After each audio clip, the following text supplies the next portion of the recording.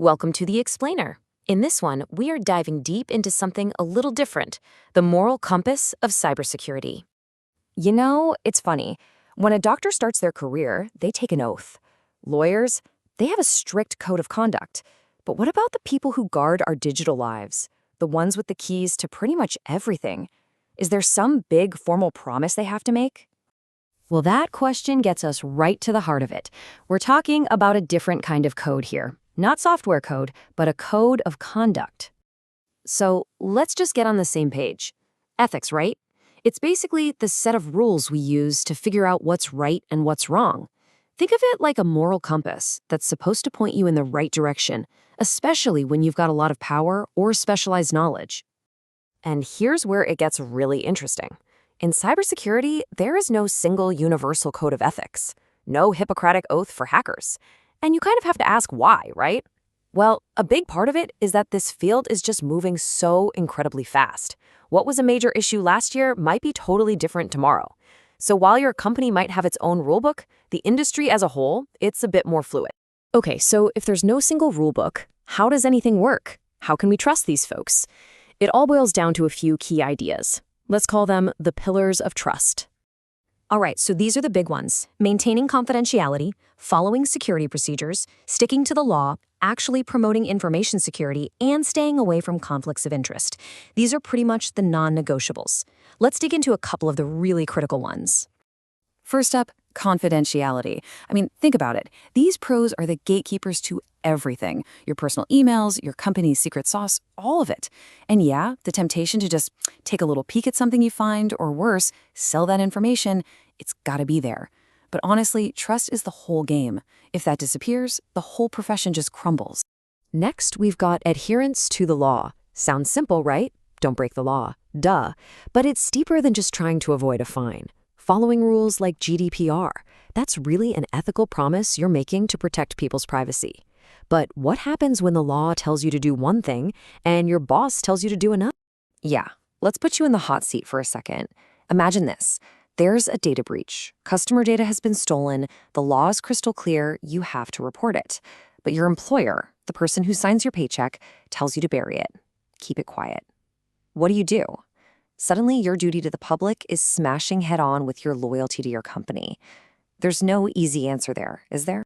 And then there's this classic minefield, conflicts of interest. This is where your own personal gain could mess with your professional decisions. Like, say you're in charge of hiring a contractor, and you just happen to recommend a company that you secretly own a piece of. See the problem? Or how about a software company offering you a super fancy training session in Hawaii that's, let's be real, just a bribe? It's a very, very slippery slope. So we've talked about what you should do, but what happens when someone just decides to cross that line? It's wild because the line can feel so thin, but the difference in outcome is just massive. On one side, you're protecting a system. On the other, you're actively trying to break it. You're either securing data or you're misusing it. It's literally the same skill set, just pointed in two completely opposite directions. Good versus evil, using the exact same tools. Let's get specific. Sabotage. This is when you're intentionally trying to cause damage. Maybe it's a disgruntled employee out for revenge. Or it can be on a massive international scale, like the Stuxnet malware. That was a piece of code specifically designed to physically destroy nuclear equipment in Iran. That's a digital skill being used as a literal weapon. And misusing information? Man, that's maybe the ultimate betrayal. Remember that privileged access we talked about? The keys to the kingdom? Well, in the wrong hands, it gets weaponized. We're talking stealing trade secrets, selling people's private data to the highest bidder on the dark web, or even blackmail. This is when the person hired to be the guardian turns into the wolf. Okay, but here's the thing. It's not always so black and white, hero versus villain. The really tough ethical calls, they happen in the gray zone, and that's where things get complicated. In this gray zone, context is everything. What looks totally wrong in one scenario might, maybe, be understandable in another. Let's walk through a case study to see just how fuzzy these lines can get. All right, let's talk about Dave. So Dave's a programmer. He uses some spare computer time at work to manage his personal stocks. Is that so bad? Okay, now what if he starts a little side business, managing portfolios for other people, all on the company's dime? Does that change how you feel? What if he tells himself he's underpaid so he deserves this as a perk? And here's the kicker. What if his boss kind of knows other people do this and just looks the other way? See, with every step, the ethical lines get blurrier and blurrier. It's a perfect example of something called ethical fading, where tiny little compromises start to add up until you're way over a line you never thought you'd cross. And here's another real doozy for you. You find a huge security hole in software that, like, millions of people use. Option A, you shout it from the rooftops immediately. Everyone's warned, but you've also just handed every bad guy on the planet a blueprint for how to attack. Option B, you keep it quiet. You give the developers time to build a fix. But in that whole time, millions of people are sitting ducks. So, which one is the right thing to do? It's a tough call.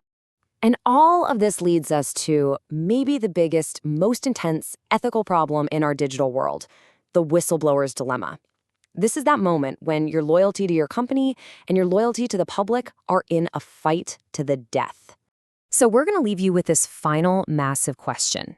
Is it ever right to break the rules, to break your promises of confidentiality, even steal company secrets, if you're doing it to expose an even greater wrong? You know, you look at figures like Edward Snowden. To some people, he's a hero. To others, a traitor. It just goes to show you, in the world of cybersecurity ethics, there are very few easy answers. All you've really got is that moral compass, trying to find north in the middle of a gray fog. So today we're jumping into a classic workplace dilemma, the case of the after-hours coder. It's all about that gray area, using a little bit of company stuff for a personal project. It feels like no big deal, right? But is it? So let's just put it out there. Is it really okay to use work resources for your own stuff?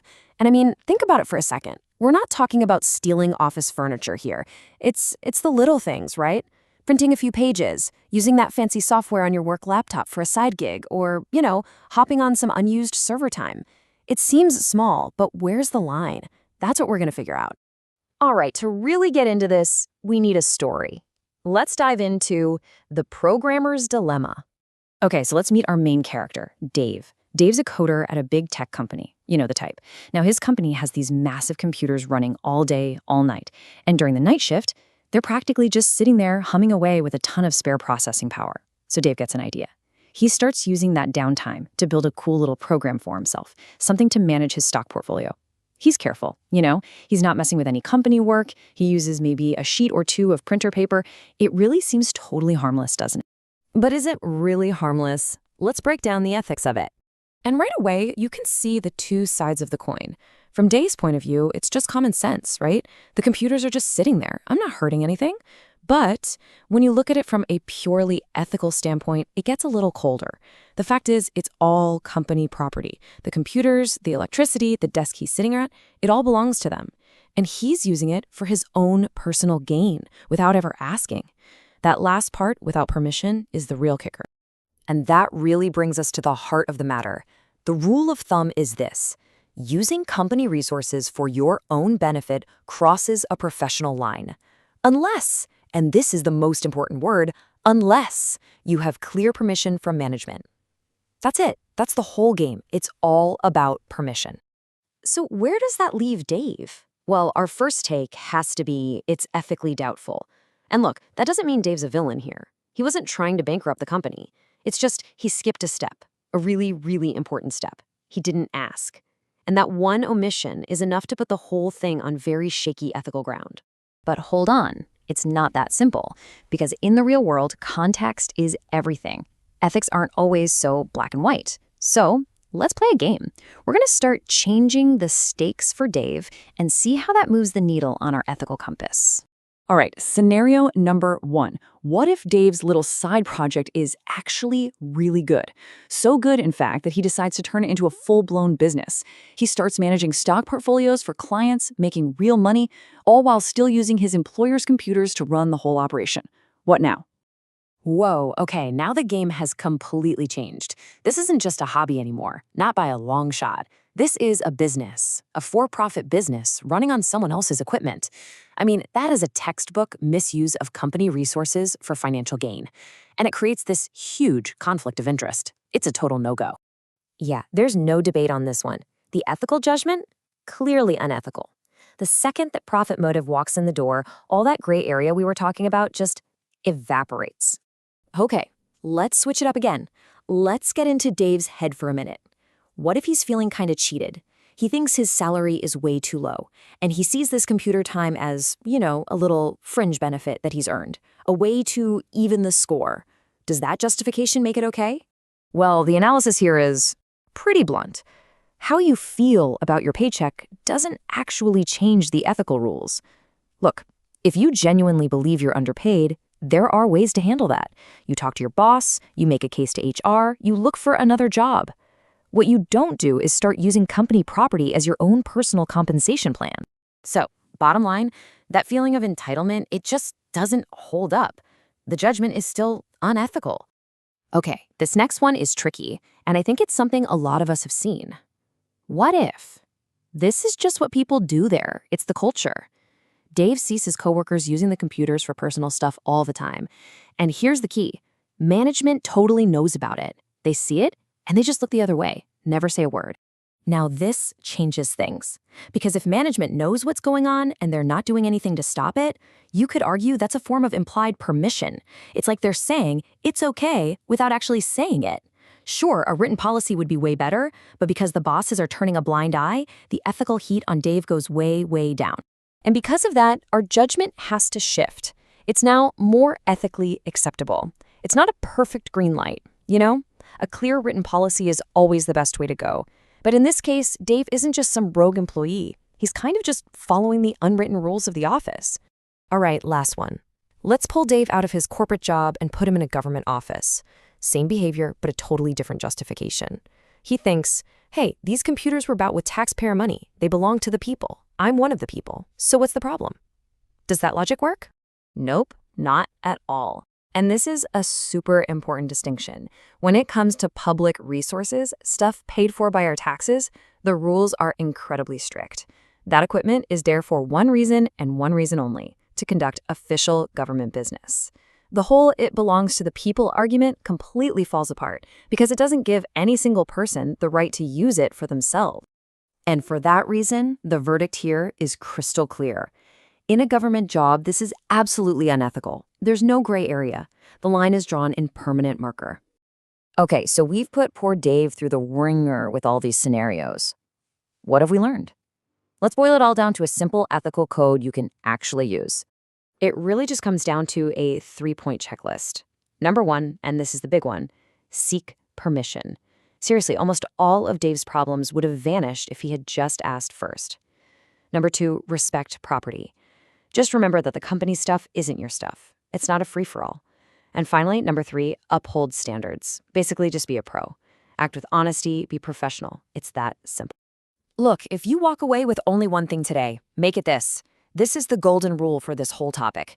The second you start using company or public resources for your own personal benefit without getting permission, you are officially walking into an ethical minefield. It's just not worth it. So there you have it. We've gone through the whole framework. We've seen how just one little change can flip the entire ethical script. And now, the final question. That's for you. Thinking about your own job, your own situation. Now that you know the rules of the game, where are you going to draw the line? When you hear the words cybersecurity, what do you think of? Firewalls, right? Complex code, hackers in hoodies. But today, we're going to talk about the thing that's way more important than any of that.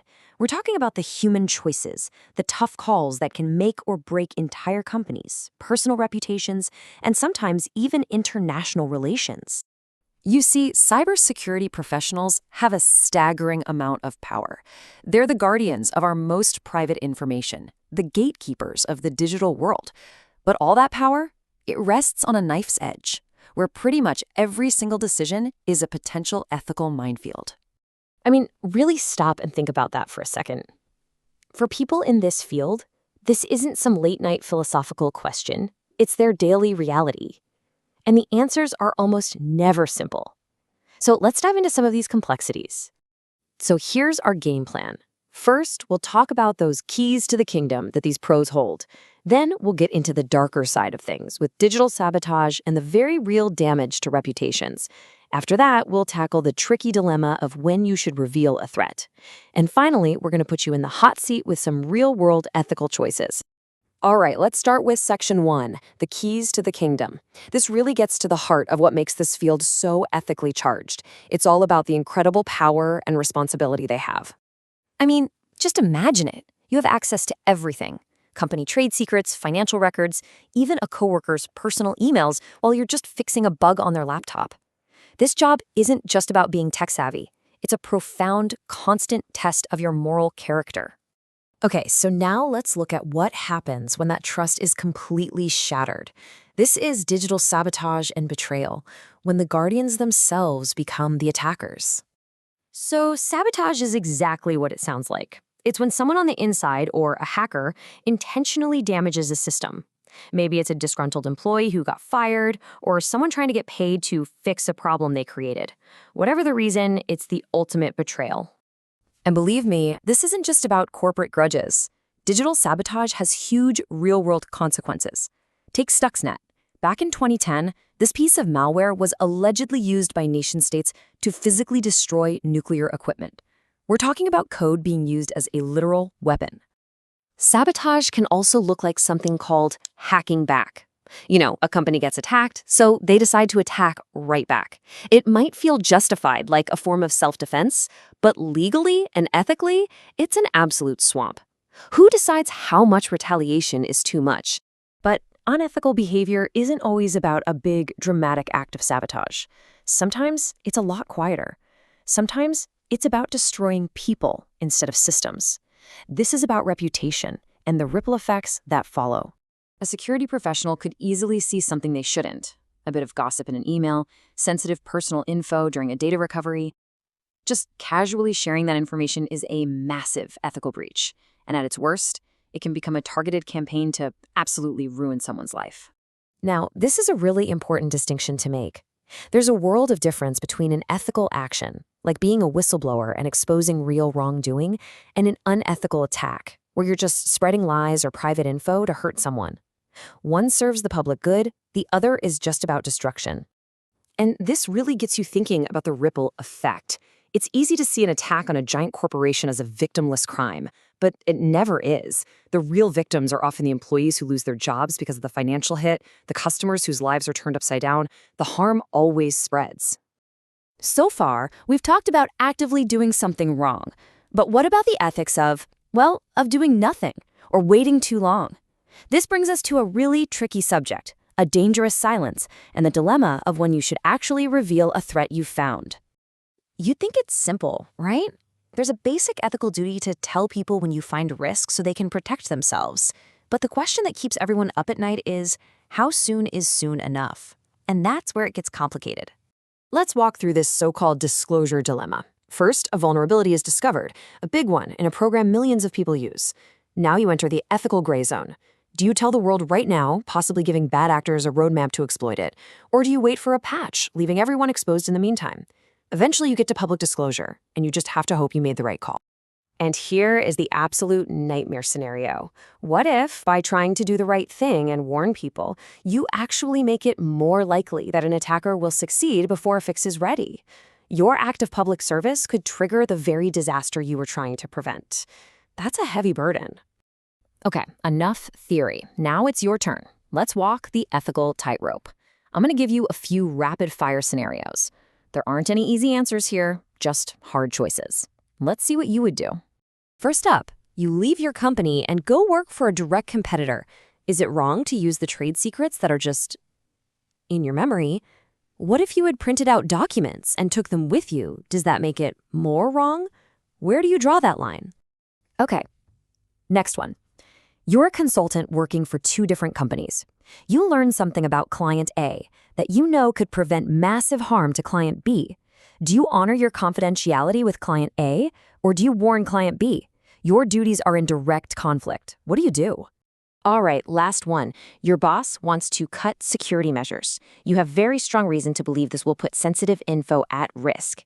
Is it your duty to object, to push back, even if you know it could cost you your job? Do you protect your livelihood, or do you protect the data you were hired to secure? You know, when you peel back all the layers of technology, all the hardware and the software, you're left with one fundamental truth about all of this. In cybersecurity, the most important firewall, it isn't in a computer. It's in the conscience of the person behind the keyboard. That's what it all comes down to. Ultimately, security is a human issue. The strength of any digital defense is only as strong as the ethical integrity of the people building it. And that is the unseen code that truly matters. Whistleblowing. You hear that word thrown around a lot, right? But what does it actually mean to risk it all? I mean everything, just to get the truth out. Today, we're diving into one of the trickiest ethical minefields out there, the modern workplace. This is a place where that clean line between right and wrong can get, well, incredibly fuzzy. Okay, so let's just imagine for a second. You're at your job, and you find proof, actual proof, that your company is doing something seriously messed up. And I'm talking, deeply unethical, maybe even totally illegal. You've got the evidence right in front of you. So, what do? Do you just keep your head down and stay quiet? Or do you speak up? That one question right there, that's the absolute core of the whistleblower's dilemma. Well, if you decide to take action in that scenario, that's got a name. It's called whistleblowing. Basically, it's when an employee takes what they know about some unethical or illegal stuff happening inside their organization and brings it to an outside group, like the media or the police. The definition itself sounds super straightforward, right? But trust me, the reality, it's anything but simple. And this, right here, is the central problem. We're calling it a whistleblower's dilemma. It's that exact spot where a nice, clean definition just smacks right into a super messy, complicated reality. So how does this whole thing usually play out? Well, it almost always starts with someone on the inside discovering the wrongdoing. But look, to expose it, to make anyone believe you, you can't just have a hunch. You need proof. And here's the kicker, the real twist in the story. Getting that proof often means you have to, well, steal it. We're talking about proprietary company information. Think about that for a second. To prove the company is breaking the rules, you might have to break the rules yourself. And this image just captures that core problem perfectly, doesn't it? On one side of the scales, you've got this powerful moral duty to expose something that's just plain wrong. But on the other side, you've got the cold, hard reality that to do it, you might have to commit a crime yourself, like stealing company documents. It's this exact tension, this push and pull, that makes whistleblowing such an ethical minefield. So, as you can probably tell by now, there are no simple black and white answers here. And to really truly get a handle on what's at stake, we've got to move past the what-ifs and look at a real-world example, a case that pretty much forced this entire debate onto the world stage. So, let's talk about Edward Snowden. Now, here's a name you've probably heard. And depending on who you're talking to, he's either this incredible hero, a true patriot, or he's a dangerous criminal. There's not a lot of middle ground. His story is basically the perfect case study for digging into these two completely opposite, but really powerful, views on whistleblowing. All right, let's break down the two main arguments. Just lay them out side by side. In one corner, you have the hero perspective. Snowden is the guy who courageously exposed the National Security Agency for its unethical surveillance on, regular, innocent Americans. But then in the other corner, the facts look just as stark. He absolutely committed a crime. He stole and then leaked classified government documents to the public. And look, the case against him it's serious. It's not a trivial thing at all. I mean, listen to this quote. It really gets to the heart of how his critics see it. The claim wasn't just that he broke some rule on paper. No, the argument is that his actions literally put people's lives in danger and threatened the security of the entire United States. I mean, the stakes just don't get any higher than that. So, after digging into this core dilemma and looking at a case as massive and as complicated as Snowden's, where do we end up? It really all boils down to one last really fundamental question. And here we are again, back at the scales of justice. Now that you've heard both sides of the argument, how do they balance out in your mind? At what point does doing the right thing, exposing a wrong, become more important than following the law? Where do you draw that line? Which, of course, brings us right back to Edward Snowden. Now that you know the arguments, the incredible risks involved, and this deep ethical conflict at the heart of it all, let me ask you straight up, did he behave ethically? There's no easy answer here. The final call, well, that's up to you. What do you think?